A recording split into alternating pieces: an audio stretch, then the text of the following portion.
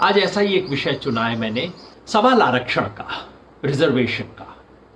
मैंने देखा है, जैसे मैंने पिछली बार कहा था ना हिंदू मुसलमान के सवाल पे, कुछ सवाल ऐसे हैं इस देश में, औरतों का सवाल, कश्मीर का सवाल, रिजर्वेशन का सवाल, हिंदू मुसलमान का, अच्छे खासे लोगों का संतुलन बिगड़ जाता है।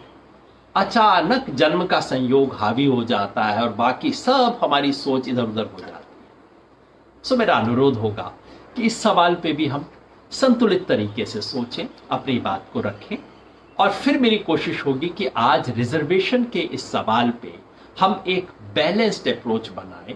Balance, inform. दुनिया भर में इस तरह के सवालों पे चर्चा होती है। भारत कोई एकमात्र देश नहीं है। दुनिया में कहीं पे रेस के सवाल को लेके होती है, कहीं दूसरी चीजों से लेके होती है। दुनिया भर के समाज में कोई ना कोई इनइक्वालिटीज होती है, और उन इनइक्वालिटीज को कैसे ठीक किया जाए इसके बारे में बहस होती है, होनी चाहिए। वैसी बहस हमारे समाज में होती है। लेकिन मैं देखता हूं बाकी अदरवाइज बड़े इंटेलिजेंट लोग, कई बार बहुत सेंसिटिव लोग भी, जैसे ही रिजर्वेशन का सवाल आता है अचानक चेहरे का तेवर बदल जाता है, सेंसिटिविटी बड़ा मतलब कुछ सख्ती सी आ जाती है। नहीं नहीं हम क्यों करें, अरे वो जाने मैं क्या करूं, ऐसी क्यों हो जाता है। थोड़ा हम कोशिश करें कि हम इस सवाल पे एक बैलेंस्ड ऑब्जेक्टिव तरीके से सोचें। तो कुछ आंकड़े भी मैं आपके सामने रखूंगा, कुछ बेसिक बात रखूंगा, और उसके बाद आप सवाल पूछिएगा, खुल के जवाब दूंगा। फिर आपसे अनुरोध है सवाल अपने भेजें, भाषा संयत हो, बैलेंस सवाल भेजें। और कई बार बड़े लंबे सवाल आप लिख देते हैं। Please don't write very very long questions, they are very hard to read for me. Question should be a question, not a lecture. Alright, so how do we start. मेरे ख्याल से स्टार्टिंग पॉइंट होना चाहिए एक idea. हम कैसी दुनिया चाहते हैं? हम एक ऐसी दुनिया चाहते हैं जिसमें हर व्यक्ति को इक्वालिटी ऑफ अपॉर्चुनिटीज हो। Equality of opportunities. मैं ये नहीं कह रहा कि हर कोई बराबर हो। आप मेरा गाना उतने ही प्यार से सुने जितना किशोर कुमार से सुने ना, मैं ऐसा नहीं चाहता। किशोर कुमार का गाना आप जरूर सुनेंगे, मेरा गाना क्यों सुनना चाहेंगे, सही बात है। मगर इक्वालिटी ऑफ अपॉर्चुनिटी, अगर मैं उतना ही शानदार गायक होता जितना कि किशोर कुमार थे, तो सिर्फ इसलिए कि वो मुंबई में थे और मैं मुंबई में नहीं पहुंच सका, या उनके बड़े भाई सिनेमा में पहले पहुंच गए थे मैं नहीं पहुंच सका, उस नाते मुझे डिस्क्रिमिनेट नहीं करना चाहिए। सो हर किसी को हम एक ऐसा समाज चाहते हैं जिसमें इक्वालिटी ऑफ अपॉर्चुनिटीज हो, जहां मेरी अपॉर्चुनिटीज इस आधार पर तय ना हो कि मेरा जन्म कहां हुआ है। जन्म का संयोग ये तय ना करे कि मैं जिंदगी में कहां पहुंचूंगा। ठीक बात लग रही है ना। बाई चांस कोई लड़की पैदा हुई है तो ये ना हो कि भाई ये दरवाजे तुम्हारे लिए बंद हो गए, अब तो तुम लड़की हो तो छोड़ ही दो, सोचो ही मत। बाई चांस मैं एक जाति में पैदा हुआ, एक धर्म में पैदा हुआ, एक इलाके में पैदा हुआ, गांव में पैदा हुआ, गांव के गरीब घर में पैदा हुआ, सिर्फ इस नाते मेरे लिए दुनिया में दरवाजे बंद ना हो जाए। मुझे अपनी मेहनत, अपनी बुद्धि, अपनी लगन का परिचय देने का अवसर मिलना चाहिए। ठीक बात है। So we start with step 1। We want a society which has equal opportunities. दूसरा स्टेप यह है पूछना, क्या हम ऐसे समाज में रहते हैं जहां इक्वल अपॉर्चुनिटीज हैं? अभी मैं नहीं पूछ रहा, अभी आप एकदम कहेंगे कास्ट नहीं, ये है वो है, अभी एक मिनट के लिए उसे रोक दीजिए, उस पर भी आएंगे, सब बात करेंगे, खुल के बात करेंगे, किसी चीज पे छोड़ेंगे नहीं। लेकिन मैं सिर्फ दूसरी बात पूछना चाहता हूं, क्या आपको लगता है कि हमारे समाज में इक्वालिटी ऑफ अपॉर्चुनिटीज है? कोई लंबी चौड़ी एविडेंस की जरूरत नहीं है। सच बात यह है कि आप आज भी इस देश में जन्म का संयोग कम से कम 70-80% तय कर देता है कि आप लाइफ में कहां जाएंगे। मेरे गांव के स्कूल में पढ़ने वाली वो लड़की जिसके पिताजी दिहाड़ी की मजदूरी करते हैं, वो लड़की के बारे में मैं कह सकता हूं कि ये लड़की आईएएस अफसर तो नहीं बनेगी, ये मेडिकल कॉलेज में तो नहीं जाएगी, ये फला फला तरह के काम तो नहीं करेगी, बहुत मेहनत कर लेगी तो हो सकता है इसकी किस्मत बड़ी कमाल की होगी तो स्कूल टीचर बन सकती है। भाई उससे फालतू नहीं, है ना। तो हम जिस समाज में रहते हैं उसमें इनइक्वालिटीज हैं। हम ऐसे समाज में नहीं रहते जिसमें इक्वालिटी ऑफ अपॉर्चुनिटीज है। ठीक है, इक्वालिटी कास्ट के आधार पे है या पुअर रिच के आधार पे है, गांव शहर के आधार पे है, आदमी औरत के आधार पे है, इस पे बाद में चर्चा करेंगे। मेरे विचार से इन सब के आधार पे है हमारे समाज में, लेकिन इनइक्वालिटी तो है ना। सो स्टेप 1, हम ऐसा समाज चाहते हैं जिसमें इक्वालिटी ऑफ अपॉर्चुनिटीज हो।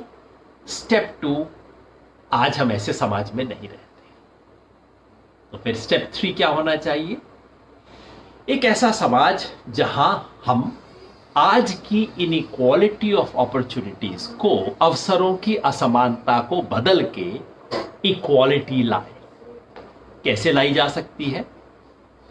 इनइक्वालिटी ऑफ अपॉर्चुनिटीज को इक्वालिटी में कैसे बदलेंगे? कोई कहेगा कि आप डिस्क्रिमिनेशन हटा दीजिए। बिल्कुल ठीक है, डिस्क्रिमिनेशन तो हटना ही चाहिए, लेकिन क्या उतने से काम चल जाएगा? आप समझिए, अभी भारत का एग्जाम्पल छोड़ दीजिए, आप अमेरिका का एग्जाम्पल लीजिए। दूर के एग्जाम्पल से कई बार समझने में आसानी होती है, हमारी उतनी स्ट्रॉन्ग फीलिंग्स, गुस्सा, इमोशंस थोड़ा सा कम इन्वॉल्व होता है। तो यूएस में आप ब्लैक्स और वाइट्स के बारे में सोचिए। वाइट्स का डोमिनेंस था, ब्लैक्स दबे हुए थे, उनके लिए दरवाजे बंद थे। 1960 के दशक में, 1960s में उनके लिए दरवाजे खुलने शुरू हो गए, उनके लिए डिस्क्रिमिनेशन खत्म हुआ। बस के अंदर ब्लैक बैठ सकता है, उसी स्कूल में जा सकता है, उसी चर्च में जा सकता है, यूनिवर्सिटी में जाने का उसको अधिकार मिल गया। क्या इतने से इक्वालिटी ऑफ अपॉर्चुनिटीज आ गया? स्कूल में लड़कियां नहीं जाती थी, आपने ऑर्डर निकाला, कहा कि चलिए कल से लड़कियां स्कूल में अलाउड, मेडिकल कॉलेज में लड़कियां आ सकती हैं, आईआईटी में आ सकती हैं, कॉलेजेस में आ सकती हैं। क्या इससे लड़कियां बराबर आनी शुरू हो जाएंगी? इक्वालिटी ऑफ अपॉर्चुनिटीज हो जाएगा? नहीं होगा। आपको क्या करना होगा? स्पेशल अपॉर्चुनिटीज देनी होगी। अगर कोई समूह, कौन सा समूह, अभी मैं इसकी बात नहीं कर रहा, कोई भी समूह अगर हिस्टोरिकली डिसएडवांटेज्ड है तो उसे इक्वल अपॉर्चुनिटीज देने के लिए स्पेशल अपॉर्चुनिटीज देनी पड़ेगी। मैंने पहले भी किसी दिन कहा था, इक्वालिटी का मतलब सेम ट्रीटमेंट नहीं है। इक्वालिटी का मतलब है बराबर के स्तर पे लाने के लिए डिफरेंशियल ट्रीटमेंट। इक्वालिटी का मतलब यह नहीं है कि हर एक को एक साइज का कुर्ता पकड़ा दिया जाए। इक्वालिटी का मतलब है जिसकी जो जरूरत है उसके हिसाब से उसे बराबर तरह के कपड़े मिले, है ना। इसलिए, और ये बात मैं चाहता हूं हम सब समझें, equality requires differential treatment. Equality के लिए जरूरी है कि हम लोगों को अलग अलग तरह का ट्रीटमेंट दें, नहीं तो इक्वालिटी नहीं होगी। इसका जो उदाहरण मैं हमेशा दिया करता हूं वो बड़ा सिंपल सा एग्जांपल है। आपने 400 मीटर की दौड़ देखी है ना, 400 मीटर्स की रेस होती है जब, तो सारे एथलीट एक पॉइंट से शुरू नहीं करते। जो सबसे इनर लेन में है वो यहां खड़ा है, जो थोड़ा सा बाहर की लेन में है थोड़ा सा आगे से शुरू करता है, तीसरी लेन वाला और आगे से शुरू करता है, चौथी लेन वाला और आगे से शुरू करता है। आंख से देखेंगे तो लगेगा यार तो बड़ा भेदभाव है, देखो ये बेचारा अंदर वाला तो पीछे से शुरू कर रहा है, बाहर वाला बहुत आगे से शुरू कर रहा है। But that's not the point. बाहर वाली लेन वाले को आगे इसलिए रखा गया है ताकि वो सचमुच 400 मीटर दौड़े, बेचारा 440 मीटर ना दौड़े, इसलिए रखा गया उसको, है। So the seeming inequalities is in order to produce a genuine equality। जो देखने में आगे पीछे लग रहा है, देखने में स्पेशल ट्रीटमेंट दिया जा रहा है, वो दरअसल इक्वालिटी हासिल करने के लिए है। ठीक है। तो तीसरी बात मैं जो आपके सामने कहना चाहता हूं वो ये कि स्पेशल अपॉर्चुनिटीज, एफर्मेटिव एक्शन आपको करना पड़ेगा। जहां लड़कियां कभी भी स्कूल में नहीं आई, उनके लिए खाली दरवाजे खोल देना शुरू काफी नहीं है। आपके लिए कहना पड़ेगा उन लड़कियों के लिए स्पेशल बस चलेगी, उन लड़कियों के लिए एक हॉस्टल बनेगा, उन लड़कियों के लिए अगर घर वाले भेज नहीं रहे तो शुरू में एक लेडी टीचर वहां बैठानी पड़ेगी। हो सकता है शुरू में माओ को अलाउ करना पड़े कि आप भी आके यहां पे देख लो।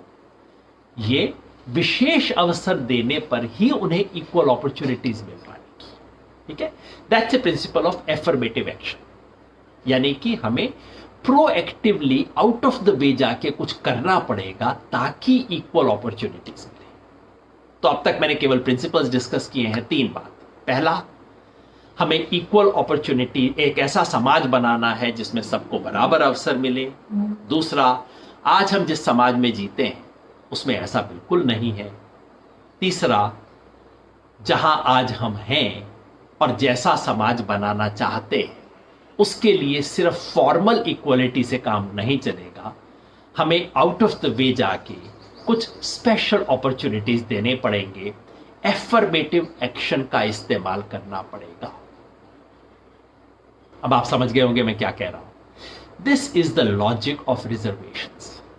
रिजर्वेशन हमारे समाज में एक ऐसी व्यवस्था है जिसका बेसिक कारण ये है, वो व्यवस्था कहती है कि हमारे समाज में सब लोगों को इक्वल अपॉर्चुनिटीज मिलने चाहिए, लेकिन आज है नहीं, इसलिए कुछ वर्ग के लोगों को विशेष अवसर देंगे ताकि वो बराबरी की अपॉर्चुनिटीज ले पाए। किसे मिलता है? रिजर्वेशन मिलता है SC ST OBC को, रिजर्वेशन मिलता है फिजिकली हैंडीकैप्ड को, कई जगह पे अभी भी औरतों के लिए रिजर्वेशन है, कुछ जगहों पे एक्स आर्मी पर्सन्स के लिए रिजर्वेशन है, अलग अलग कैटेगरीज हैं। बहस उन सब के बारे में नहीं होती, बहस होती है SC ST OBC। और बहस ये होती है कि कास्ट के बेसिस पे क्यों किया जा रहा है। 2 तरह की बहस है। पहली बहस तो ये है कि भाई ऐसा होना ही क्यों चाहिए। दूसरी बहस ये है कि हो तो कास्ट बेसिस पे क्यों हो। पहली बहस का तो मैंने जवाब दिया, ऐसा होना ही क्यों चाहिए। मैं चाहता हूं कि थोड़ा सा हम दिल खोल के इसके बारे में बात करें, अपने मन के दरवाजे बंद करके इस सवाल पे बात ना करें। क्योंकि जब हम खुद आते हैं, बिहार से हम दिल्ली आते हैं, देखते हैं यहां इंग्लिश में गिटपिट हो रही है और हमें लगता है इंग्लिश कम आती होगी, लेकिन दिमाग तो मेरा कम नहीं है, खाली इंग्लिश के आधार पे क्यों हो रहा है ना। तो उस वक्त हमें लगता है कि नहीं, अंग्रेजी के आधार पे ना देखो, मेरी मेरिट को मेरे तरीके से देखो। तो मेरिट चाहते हैं, लेकिन मेरिट को हम चाहते हैं कि ठीक तरीके से देखा जाए। तो पहली बात तो यह है कि ऐसा होना चाहिए। मेरिट शब्द का जिक्र आ गया तो मैं 2 मिनट और कह देता हूं मेरिट होती क्या है, क्योंकि बार बार मेरिट के बारे में चर्चा होती है और मेरिट इंपॉर्टेंट बात है, लेकिन मेरिट क्या है? क्या एग्जाम के मार्क्स मेरिट है? आप जरा सोचिए, 12th के मार्क्स आ जाते हैं, हम कहते हैं इतना मेरी मेरिट है। बताइए 96% मार्क्स हैं, किसी 82% मार्क्स वाले को क्यों एडमिशन दिया जा रहा है? 1 मिनट के लिए सोचिए, मेरिट क्या है? मेरिट वो होनी चाहिए, मैंने अपनी हिम्मत, अपनी क्षमता, अपनी बुद्धि से जो कुछ हासिल किया वो मेरिट है।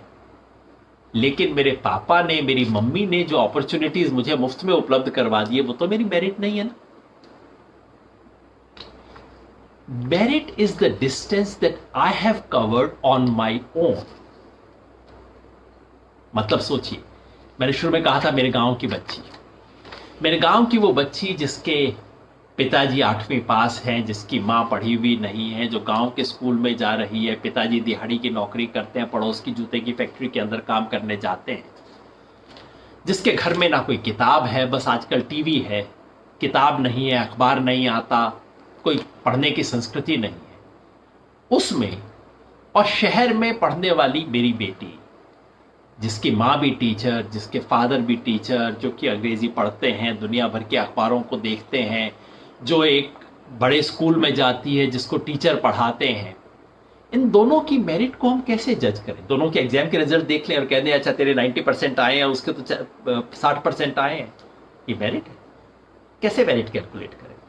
मेरिट ऐसे कैलकुलेट करनी चाहिए कि हम सोचें कि अगर वो गांव की बच्ची अगर बिल्कुल कुछ ना पढ़ती, कुछ ना करती, तो उसको क्या मार्क्स आते? और वो अपनी मेहनत से कहां तक पहुंची है, उसका स्टार्टिंग पॉइंट क्या है। उस गांव की बच्ची का स्टार्टिंग पॉइंट होगा 20%, 25%।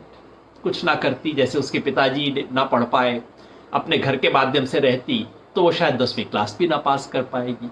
तो समझ लीजिए एक मिनट के लिए कि उसका स्टार्टिंग पॉइंट है 30। और आप समझिए हमारे शहर में पढ़ने वाली बेटी, उसकी माँ पढ़ाने वाली, उसके पिताजी पढ़ाने वाले, उसकी नानी उसको फिजिक्स पढ़ा सकती है, उसके दादा उसको कुछ पढ़ा सकते हैं। उस बच्ची का स्टार्टिंग पॉइंट क्या होगा? अगर डफर भी होगी, कुछ ना पढ़ेगी, पढ़ने में कोई इंटरेस्ट नहीं होगा, तब भी उसको 70% मार्क्स आ जाएंगे, है ना? तो क्यों ना करें ऐसा कि हम उनकी मेरिट ऐसे कैलकुलेट करें कि उस बच्ची के जितना भी स्कोर आता है, मान लीजिए उस गांव वाली बच्ची का स्कोर आता है 65%, तो उसको 65 माइनस 25 कर दीजिए, उसकी खुद की मेरिट है 40। और ये शहर में बहुत प्रिविलेज बैकग्राउंड में पढ़ने वाली बच्ची, अभी मैंने बच्ची बच्ची का कंपैरिजन किया है, लड़का करता तो और बदल जाता, उसका मान लीजिए स्टार्टिंग पॉइंट है 70, उसको आगे 95% मार्क्स। अब आप बताइए किसकी मेरिट ज्यादा है? हाँ, इसकी तो 25 आई सिर्फ मेरिट। जो 95% मार्क्स ले रही है उसकी अपनी मेरिट 25 है, और जो 65% ले रही है उसकी मेरिट 45 है। हो सकता है कैलकुलेशन सही हो सकता है कैलकुलेशन सही ना हो।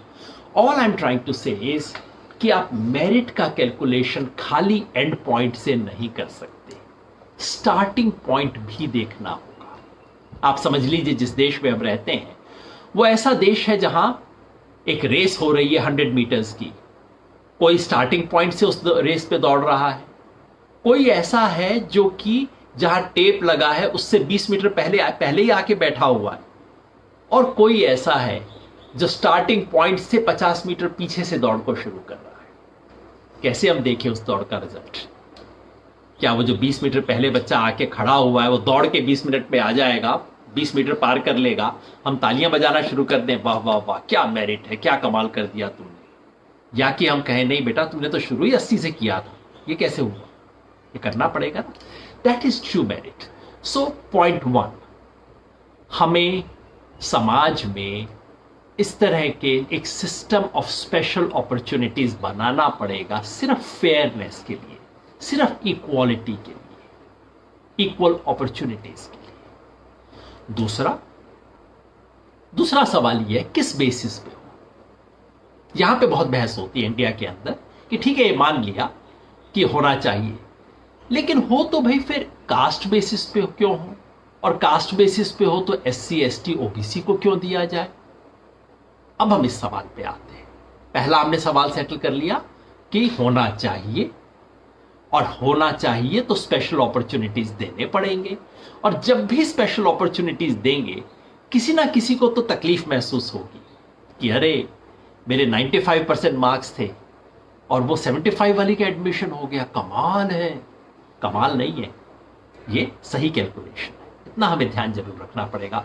बड़े बड़े लोग इस चीज के बारे में इतना बहक जाते हैं, इतना अजीब तरीके से सोचना शुरू कर देते हैं, क्योंकि जहां व्यक्ति का पर्सनल इंटरेस्ट जुड़ा होता है ना, स्वार्थ, वहां पता नहीं कैसे कैसे करके लोग सोचना शुरू कर देते हैं।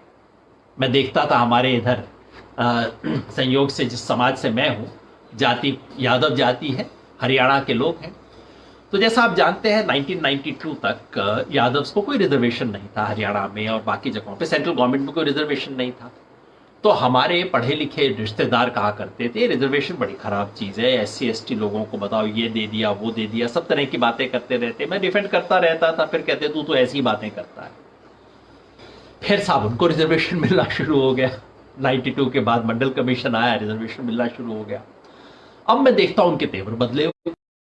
नहीं देखो हम लोगों के साथ कितना अन्याय हुआ है, हम लोगों के साथ क्या कुछ हुआ है। अब मैं पलट के कहता हूं नहीं जी उतना अन्याय तो नहीं हुआ जितना आप कहते हो आपके साथ हुआ है। तो जैसे ही इंसान का स्वार्थ आ जाता है तो अचानक तर्क बदल जाते हैं, पता नहीं क्या कुछ लोग बोलना शुरू कर देते हैं। इसलिए संभल के सोचें, संयत तरीके से सोचें। तो अब हम उस सवाल पे आ रहे हैं जिस पे हम इस देश में बहुत बहस करते हैं कि ठीक है भाई रिजर्वेशन हो, स्पेशल अपॉर्चुनिटीज देने की जरूरत है, लेकिन वो अपॉर्चुनिटीज किस बेसिस पे दिए जाएं, कास्ट बेसिस पे क्यों दिए जाएं।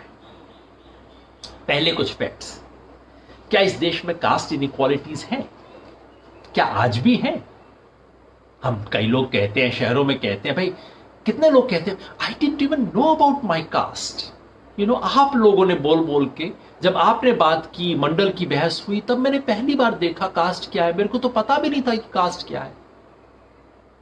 आपको पता नहीं था, इसका मतलब यह नहीं है कि कास्ट का फायदा आपको नहीं मिला। कोई मर्द हो सकता है औरतों के प्रति बहुत सेंसिटिव हो, लेकिन मर्द होने की एडवांटेजेस उसको मिले हैं जिंदगी भर। तो पता हो ना हो, लेकिन आपको उसके फायदे मिले। खैर, पहले मैं चाहता हूं आपको सिंपल एक दिखाऊं, क्योंकि कई बार बहुत एलिमेंट्री चीज भी हमें नहीं पता होती। हमारे समाज का कास्ट वाइज ब्रेकअप क्या है? ये देखिए, हमारी सोसाइटी का कास्ट वाइज ब्रेकअप है। दलित मैंने 17% लिखा है, पिछली बार मैंने आपको बताया था 16.2, मगर पिछले 10 साल में थोड़ा सा बढ़ा है, ऐसा सोचते हुए मैंने उसको 17 लिखा है। आदिवासी 9%, एसटी 9%, 8.2 रिकॉर्ड हुए थे, अब तक 8.7 8.8 हो गए होंगे। ओबीसी 44%, आपने कहीं 52 सुना होगा, बहुत लोगों ने कहा होगा मंडल कमीशन 52%। ये माइथोलॉजी है। मंडल कमीशन ने बहुत ही अंदाजे से बातें बोल दी थी, फैक्चुअली सही नहीं है। जितने भी सर्वे हुए, ये दोनों आंकड़े एससी और एसटी का आंकड़ा तो मैं सेंसस के आधार पे दे रहा हूं, क्योंकि सेंसस में लिखा जाता है। ओबीसी का सेंसस में गिनती नहीं होती। वैसे ये भी बड़ी अजीब चीज है, जिसके लिए रिजर्वेशन का सिस्टम है उसको सेंसस में गिना ही नहीं जाता, और आप गिनने की बात करो, लोग कहते हैं हाय हाय आप जातिवाद फैला रहे हो। अरे भाई, रिजर्वेशन जब दे रहे हो तो कम से कम ये तो गिनना पड़ेगा ना। अगर महिलाओं के लिए आप स्पेशल स्कीम चलाओगे तो गिनना तो पड़ेगा कितनी महिलाएं हैं। आर्मी में महिलाओं को लाने की स्कीम चलाओगे तो गिनोगे तो सही ना कि आर्मी में कितनी महिलाएं हैं कितनी नहीं है। कैसे नहीं तो करो। का अभी जो एनएसएस के आधार पे हमारा सबका आधार है, मूल्यांकन है, कई सोशल साइंटिस्ट लोगों से मैंने बात की है, एक मूल्यांकन है कि अंदाजन 44%, 52 नहीं, 44% मिलके हो गए 70। याद रखिए, मोटा आंकड़ा दिमाग में बना लीजिए, SC plus ST plus OBC are 70% of our population. तो बाकी 30% अपर कास्ट, ना ना ना ना, एक और कैटेगरी रह जाती है, 30% जनरल। जनरल में बाकी कौन बच गए? जनरल में अभी कुछ बच गए। देखिए, ओबीसी में कुछ मुस्लिम्स तो आ गए, लेकिन काफी मुस्लिम है जो ओबीसी में नहीं आते हैं।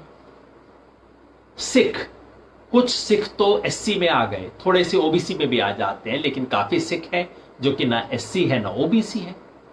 और क्रिश्चियंस कुछ तो ओबीसी में है, लेकिन क्रिश्चियन एससी नहीं हो सकते, एसटी हो सकते हैं। तो इस सब के लिए अनुमान तय करके बहुत ब्रॉडली मैंने 10% और बाहर कर दिए, यानी कि जो जनरल हैं लेकिन हिंदू नहीं, सिख है, क्रिश्चियन है, मुस्लिम्स है, उसको निकाल दिया तो बच गए 20%। सिर्फ 20% अपर कास्ट हिंदूज हैं इस देश में, और उसमें भी अगर महिलाओं को निकाल दिया जाए तो Hindu upper caste Hindu males, ये सिर्फ 10% है हमारे देश की पॉपुलेशन का। ये मैं इसलिए कह रहा हूं कि अब आप जहां हैं वहां थोड़ा सा निगाह घुमा के देख लीजिए। आप किसी ऑफिस में काम करते हैं, आपके फ्रेंड्स का सर्कल है, आप किसी टीवी स्टूडियो में बैठे हैं, आप किसी टॉप एजुकेशनल इंस्टीट्यूशंस के अंदर क्लास में बैठे हैं, स्टूडेंट्स हैं, कहीं टीचर्स हैं, कंपनी के सीईओज हैं। सिर्फ मन में एक हल्का सा कैलकुलेशन कर लिया कीजिए, अच्छा ये जो 10 लोग दिख रहे हैं, इनमें से क्या 7 लोग SC ST OBC है? ये 2 होने चाहिए अपर कास्ट हिंदूज होने चाहिए। कितने हैं? मैं आपको एक अनुमान दिखाता हूं। पिछले साल एक सर्वेक्षण आया, ये ऑक्सफैम ने किया है, इंडिया के मीडिया के बारे में। इंडिया के मीडिया में अपर कास्ट हिंदूज कितने हैं? ऑक्सफैम का सर्वे है 2019 का। ये देखिए, टीवी एडिटर्स, जो टॉप एग्जीक्यूटिव एडिटर्स जो डिसीजन लेते हैं, जो टॉप लोग टीवी न्यूज, देश में न्यूज क्या है तय करने वाले, 88% लोग अपर कास्ट हिंदूज हैं। जो टीवी पैनलिस्ट बैठ के ज्ञान देते हैं मेरे जैसे लोग, उनमें से 70% है। और जो ओपिनियन मेकर्स जो अखबारों में आर्टिकल्स लिख रहे हैं, देश दुनिया की क्या स्थिति है उसके बारे में बता रहे हैं, उसमें 72% है। मोटी बात। फिर याद रखिए, जो समाज में 30% है जनरल और 20% है हिंदू अपर कास्ट, वो बाकी सब जगहों पे जहां पे हम देखते हैं जो टॉप पोजीशंस हैं उसमें वो 70-80 है। और जो समाज में 70-80 है वो इन सब जगहों पे 20-30 है। मोटा बात दिमाग बनाने के लिए, मन में रखने के लिए, जहां जाएं आंख खोल के एक बार चेक कर लिया कीजिए, जस्ट चेक कीजिए। मैं नहीं कह रहा कि सिर्फ कास्ट के आधार पर सोचना चाहिए, पर आप सिर्फ चेक करना शुरू कीजिए। एक बार मेरे साथ मजेदार किस्सा हुआ। टीवी स्टूडियो में हम थे और रिजर्वेशन पे बहस हो रही थी। तो जैसा टीवी स्टूडियोज में होता है, उन्होंने कहा चलिए हम दर्शकों से पूछते हैं साहब रिजर्वेशन होना चाहिए कि नहीं होना चाहिए। वहां 90% लोगों ने हाथ खड़े कर दिए कि नहीं होना चाहिए। पता नहीं क्यों मेरे को उस दिन इच्छा हुई, मैंने कहा चलिए बहुत अच्छा किया आपने बता दिया। अब मुझे ऐसा कीजिए, एक बार दोबारा हाथ उठवाइए कि ये जो स्टूडियो में लोग बैठे हैं उसमें SC ST OBC कितने हैं। 10% भी नहीं थे। वो संयोग था, मगर आमतौर पे जो होता है, जो समाज में 80% है वो बड़ी बड़ी जगहों पे सिर्फ 20% है। जो समाज में सिर्फ 20% है वो हर विजिबल जगह पे 80% है। इतना बड़ा अंतर है हमारे समाज में आज भी। पुराने जमाने की बात नहीं कर रहा, आज भी इतना बड़ा अंतर है। क्या ये अंतर एजुकेशन में है? ये मैं आपको एक आर्टिकल से दिखा रहा हूं। ज्यादा आंकड़ा दे दिया है, शायद मैंने इस टेबल पे दिखाई देगा या नहीं। ये आर्टिकल है सतीश देशपांडे का, जो उन्होंने आज से 10 साल पहले लिखा था। उन्होंने क्या किया कि NSSO का आंकड़ा लिया और उसमें से देखा, ये EPW में उनका आर्टिकल छपा था। प्रोफेसर सतीश देशपांडे वैसे मेरे प्रिय लेखकों में से हैं।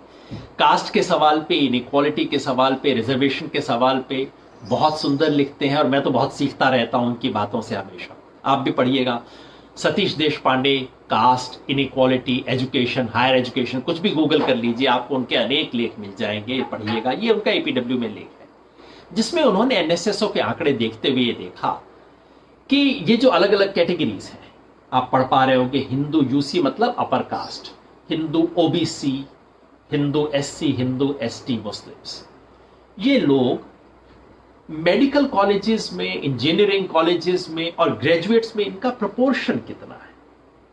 हमने देखा ना, जो समाज में 20% है। वैसे ये आंकड़ा सिर्फ अर्बन एरियाज के बारे में है। अर्बन एरियाज में अपर कास्ट का पॉपुलेशन थोड़ा सा ज्यादा होता है, 30-35% के करीब होता है।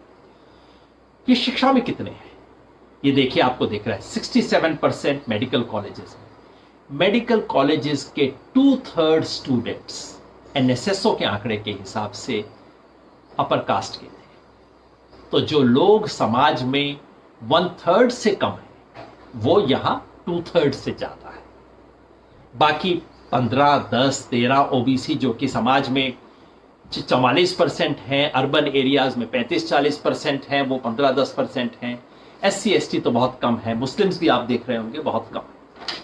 इसको आप चेक करना चाहें तो आप ऐसा कीजिएगा, एक आता है हर साल एनुअल हायर एजुकेशन सर्वे, भारत सरकार निकालती है, जिसके अंदर इस तरह के आंकड़े दिखाई देते हैं। मैंने इन आंकड़ों को पिछले साल चेक किया था।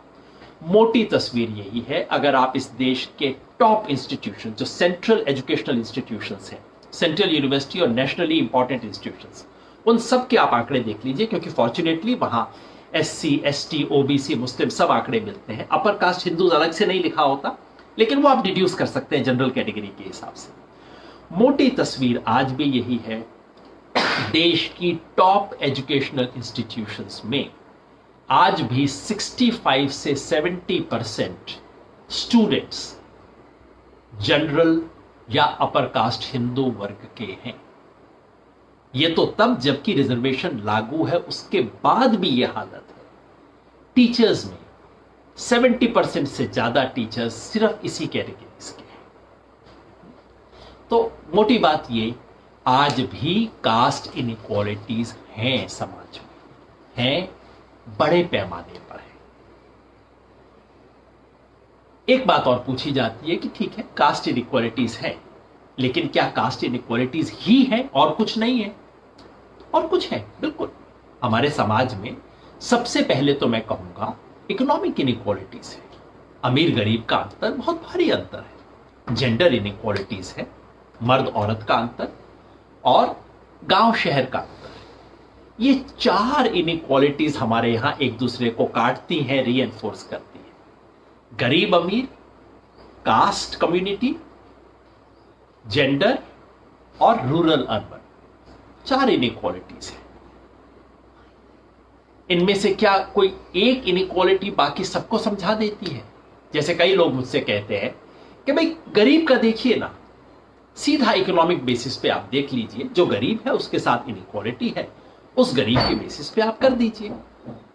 मैं मानता हूं गरीब अमीर की इनइक्वालिटी बहुत बड़ी इनइक्वालिटी है, और ये कोरोना वायरस के समय तो रोज इसका ध्यान आता है कि कितनी बड़ी इनइक्वालिटी है। जैसे पूरा देश इस वक्त एक अमीर इंडिया है और एक गरीब भारत है, इसमें बढ़ चुका है, तो बहुत बड़ी इनइक्वालिटी है।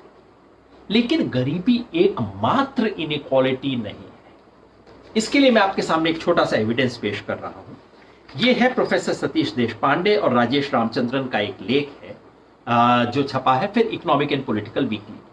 उन्होंने क्या किया कि उन्होंने केवल गरीबों को देखा। ये Indian institute of human development का डेटा सेट है जहां से उन्होंने लिया 2012 का। उन्होंने क्या किया, जो लोग पॉवर्टी लाइन से नीचे हैं, जो सिर्फ गरीब है, केवल उन गरीबों में देखा अलग अलग कास्ट के हिसाब से कि क्या गरीबों के अंदर भी कास्ट डिफरेंसेस हैं। आप देखिए, ये आंकड़ा वो दिखा रहे हैं गरीबों के अंदर। ये सब वो लोग हैं जो गरीबी की रेखा के नीचे हैं। इसमें ब्राह्मण, अदर अपर कास्ट और एससी, इन तीन की तुलना कर रहे हैं। पुअर ब्राह्मण, पुअर अपर कास्ट यानी कि ब्राह्मण के अलावा दूसरे अपर कास्ट जो है, और पुअर शेड्यूल्ड कास्ट। दो चीज पूछ रहे हैं सिंपली। हर परिवार में देखा कि ऐसे कितने परिवार हैं जहां कम से कम एक व्यक्ति 12 साल एजुकेशन लिए हुए है, यानी कि जिसको नौकरी वोकरी मिलने की थोड़ी गुंजाइश है। ये बिलो पॉवर्टी लाइन फैमिलीज है, बहुत कम लोग हैं जिनके पास एजुकेशन है। लेकिन यहां भी देखिए, ब्राह्मण परिवार में 40%, बिलो पॉवर्टी लाइन परिवार में भी, और बिलो पॉवर्टी लाइन ब्राह्मण होते हैं, खूब हैं। दिल्ली में जो रिक्शा चलाते हैं, इनमें से बहुत लोग बिहार के ब्राह्मण हैं। अपने गांव में कह नहीं सकते, हाथ से काम कर नहीं सकते, वहां कहते हैं नौकरी कर रहा हूं, यहां आके रिक्शा चलाना पड़ता है। तो ब्राह्मण में, अपर कास्ट में गरीबी है, इससे कोई इंकार नहीं हो सकता। मगर आप ये देखिए कि गरीबी के बावजूद अंतर है। यहां गरीबी है, गरीब ब्राह्मण में 40% परिवार में कम से कम एक व्यक्ति है जो 12वीं क्लास पढ़ा हुआ है, 12 कक्षा साल तक पढ़ा है। एक से ज्यादा भी हो सकता है, कम से कम एक है, यानी कि फैमिली में नौकरी मिलने की कोई गुंजाइश है। अदर अपर कास्ट में चले जाए ब्राह्मण के अलावा 16%, और एससी में सिर्फ 12%। कितना बड़ा फासला है उन लोगों का जो कि इकोनॉमिकली सेम स्टेटस के हैं। यही सवाल दूसरे तरीके से पूछा कि इन गरीब परिवारों में से ऐसे कितने लोग हैं जो दिहाड़ी की मजदूरी के अलावा कुछ काम करते हैं, कुछ भी छोटी मोटी नौकरी, छोटा मोटा काम कर लेते हैं, यानी कि दिहाड़ी की मजदूरी से बेहतर काम कर रहे हैं। यहां भी देखिए, ब्राह्मण परिवार में 29%, ये अति गरीब लोग हैं, गरीबी की रेखा से नीचे अति गरीब परिवार हैं सब। इनमें 29% है जो दिहाड़ी की मजदूरी से कुछ बेहतर काम कर पा रहे हैं, और बाकी में देखिए 11 और 8%। मतलब सिर्फ एक छोटी बात कहना चाह रहा हूं कि गरीबी बहुत बड़ा सच है, गरीबी एकमात्र सच नहीं है। एक गरीब परिवार में भी फर्क होता है। फर्क होता है इस चीज का कि एक गरीब ब्राह्मण परिवार, खास तौर पे ब्राह्मण का मैं जिक्र इसलिए कर रहा हूं जिसके परंपरा है, जिसका संस्कार है पढ़ने लिखने का। गरीब ब्राह्मण परिवार में गरीबी के बावजूद कोई मामा कोई चाचा आ जाएगा, नहीं नहीं बच्चे में पोटेंशियल है भाई, बच्चे में कुछ प्रतिभा है, चलो मेरे पास भेज दो। बच्चा चला जाएगा गांव में, गांव से बाहर शहर में जाके अपने मामा चाचा किसी के पास जाके कुछ पढ़ाई कर लेगा। तो संस्कार से फर्क पड़ता है। इसके लिए एक दूसरा शब्द है सोशियोलॉजी में, सोशल कैपिटल।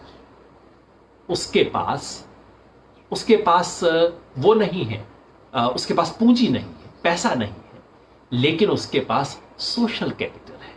उसके पास एक ऐसा संस्कार है, कॉन्टेक्ट्स है, कनेक्शंस हैं, मेमोरी है, पढ़ना लिखना चाहिए ये विचार है। एक गरीब अपर कास्ट ब्राह्मण का बच्चा जब स्कूल जाके पढ़ता नहीं है, उसका बाप उसको कम से कम कहता है ना बेटा पढ़, पढ़ के ही कुछ बनेगा और कोई रास्ता नहीं। और वही एक दलित परिवार का, आदिवासी परिवार का बच्चा जब स्कूल से आके कहता है कि ना मन नहीं लग रहा, तो मां कहती है अब क्या करे, बच्चे का मन नहीं लगता, चल तू काम शुरू कर ले। वैसे दुनिया में मैं खुद 2 बच्चों का बाप हूं, बता सकता हूं दुनिया में कोई बच्चा ऐसा नहीं है जो आके कभी एक दिन ना कहता हो कि नहीं मेरे को स्कूल नहीं जाना, मेरा मन नहीं लगता, स्कूल नहीं जाना। वहीं अंतर शुरू हो जाता है। एक परिवार जिसके अंदर माँ जाके स्कूल टीचर से बात करेगी, बच्चा एडजस्ट नहीं हो पा रहा है, आप हेल्प करेंगे, ये खुद पढ़ाएगी, कुछ करेगी, और वो माँ जो कहेगी ठीक है भाई क्या करते हैं, बच्चे का मन नहीं लगता, चल जाके तू अब पापा के साथ जाना शुरू कर दे, काम करना शुरू कर दे। सोशल कैपिटल ये इनविजिबल है, इसको आप पैसे से नाप नहीं सकते, लेकिन इससे फर्क पड़ता है आप जिंदगी में कहां जा सकते हैं। खैर, तो पलट के फिर आते हैं कि हमने अब तक ये देखा कि हां हमारे समाज में इनइक्वालिटी है। हमने देखा इनइक्वालिटी कास्ट के बेसिस पे है, लेकिन सिर्फ कास्ट के बेसिस पे नहीं है, जेंडर पे है, गांव शहर पे है, पैसे के आधार पे है। तो फिर रिजर्वेशन होना चाहिए, लेकिन केवल जाति के आधार पर क्यों? मेरे 2-3 सुझाव हैं, 2-3 बात इस पे कहना चाहता हूं, उससे पहले कि मैं सुझाव पे जाऊं। जो रिजर्वेशन का सिस्टम हमारे देश में आया है, वो हमारे यहां जो सिस्टेमैटिक इनइक्वालिटीज रही है उसका पार्शियल रेस्पॉन्स है। अगर आपने अभी तक हमारा चैनल सब्सक्राइब नहीं किया है तो सब्सक्राइब करें और घंटी का बटन बिल्कुल भी दबाना ना भूलें, ताकि सभी लेटेस्ट खबरें पहुंच सकें आप पे सबसे पहले।